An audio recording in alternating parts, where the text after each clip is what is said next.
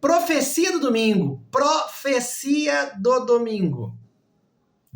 Mateus 25, versículo de 1 a 13, fala das 10 virgens. 5 previdentes, 5 imprevidentes.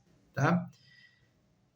As virgens previdentes é aquela que levaram óleo o bastante para deixar a vela acesa. Talvez você que é novo, você não sabe que tem vela.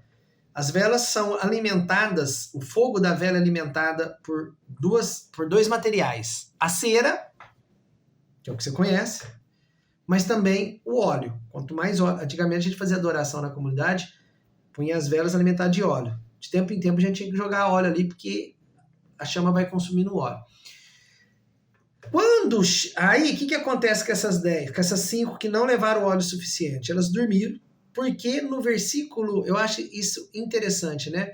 No versículo 5 desse capítulo 25 de Mateus, fala assim, ó, o noivo estava demorando, e todas elas acabaram cochilando e dormindo. O que significa isso? Ó, o noivo é Cristo, que volta a segunda vez, a segunda vinda de Cristo. O que são esse óleo, essa vela? A vela é a fé. A vela é a fé no Cristo ressuscitado. A nossa fé, ela desgasta, viu? Tem esse detalhe. Assim como a vela desgastava o quê? O óleo.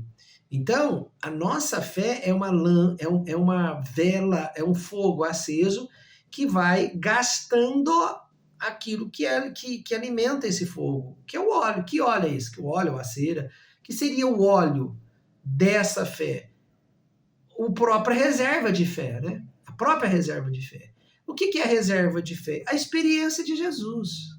A experiência de Jesus. A vida de oração, a palavra de Deus, tudo aquilo que alimenta a nossa fé são sacramentos, vida de oração e tudo mais. Então tem muitas pessoas e aí que tá, a fé nós não podemos brincar, a fé é um dom de Deus, que aqui nesse capítulo 25 aqui demonstra o quê? Que ela é algo que ela desgasta, ela envelhece, ela é consumida e por isso ela precisa sempre ser renovada. Não esquece isso. Esse negócio de falar que só vai em missa e tá bom, filho, seu óleo já foi para as cucuia há muito tempo. Entendeu? A missa é o principal culto da igreja e das nossas vidas. Não tenha dúvida. Não tenha dúvida. Mas nem toda missa você consegue extrair a experiência de Jesus. E aí? Por que a gente não consegue extrair, fazer a experiência de Jesus na missa? Não é por causa do padre, não é por causa da missa, é por causa de você, é por causa de mim. É por causa de nós mesmos. Por quê? Porque nós temos uma consciência absolutamente fraca para extrair da Santa Missa a experiência de Cristo, o alimento da nossa fé. Nós somos, e aí entende o que Paulo fala, nós somos muitas vezes criancinhas, né? Nós somos absolutamente limitados. Por exemplo, você vai deixar uma criança escolher o seu próprio cardápio para comer? Ela vai escolher chocolate, vai escolher refrigerante, ela vai escolher nada que tenha um poder nutritivo muito grande. Então, entende? Somos nós diante da Santa Missa. Muitas vezes a gente não consegue extrair da missa um cardápio que a missa está nos oferecendo, a gente não consegue alimentar. Por isso que, aí eu falo, né? A importância de padres cheios de Deus. Por exemplo, um padre Marcelo Rossi. Na missa do padre Marcelo Rossi, nós conseguimos extrair a experiência de Jesus. Por quê? Porque o padre Marcelo Rossi, ele leva a Santa Missa de tal maneira que a gente faz a experiência de Jesus. Ótimo. Ah, mas eu comungo a Eucaristia, Marcos, na missa. Tá, você comunga a Eucaristia, mas você permite que Deus te comungue na missa? Você comunga a Eucaristia em pecado mortal, você comunga a Eucaristia com muitos anos sem confessar os seus pecados. Isso daí tudo isso são barreiras e muitas vezes surdez e cegueira para que você não escute e não enxergue Jesus Cristo. Portanto, nós precisamos aprender a alimentar esse óleo da nossa fé. Por isso que existem retiros, existe hoje pela internet tantas coisas que você vai alimentando com Jesus Cristo, evidentemente, né? Não vai pensar que palestra de coach, com todo o respeito que eu tenho, palestra de yoga, com todo o respeito que eu tenho, com a palestra de todas aquelas atividades em constelação familiar, respeito, esse pessoal todo, mas isso não alimenta a fé em Jesus, não. O que alimenta a fé em Jesus Cristo são aquilo que procede da Igreja Católica, que foi a igreja que ele fundou. Então é algo muito importante da gente pensar e raciocinar o seguinte. Primeiro, eu preciso alimentar minha fé. Minha fé desgasta. Desgasta ou se desgasta. Passa um ano sem fazer, sem participar de retiro. Cara, você tem uma fé apenas, é uma fé, não é uma fé morta, não é uma fé morta, mas uma fé absolutamente assim, como que eu posso falar? Sem gás. E fica sem gás mesmo, né? Fica fumegando. A Isaías fala, né? Pavio que ainda fumega. Quer dizer, sabe aquele pavio que já acabou, já se foi a chama, mas ficou aquele paviozinho ali?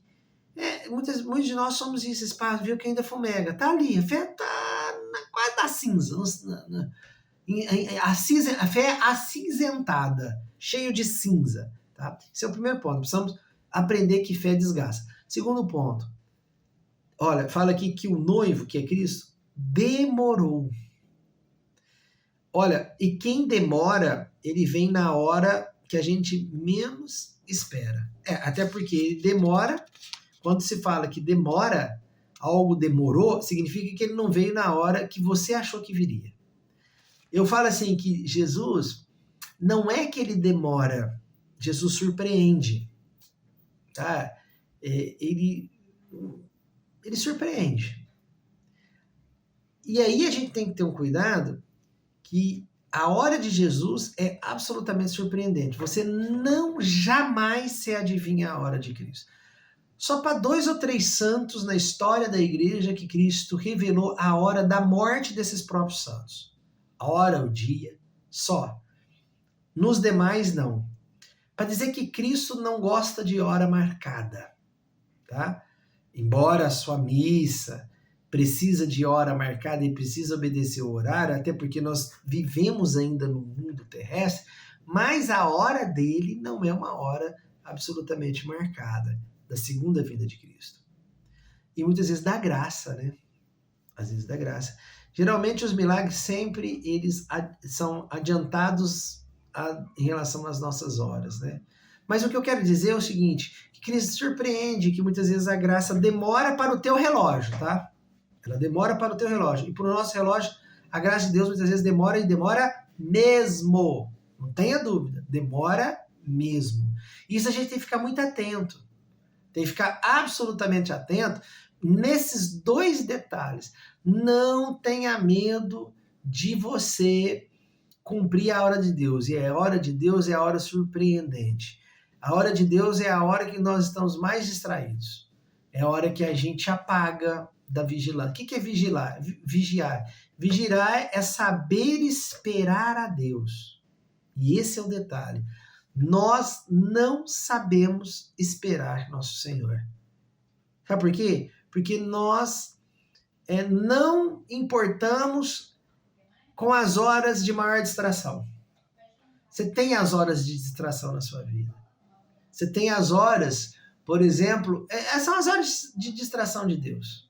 É nessa hora que a graça acontece, é nessa hora que Deus passa e a gente tem que captar. Isso que Jesus quis ensinar para nós hoje, 2 coisas. A fé desgasta. E, portanto, amigo, reserve aí, entendeu?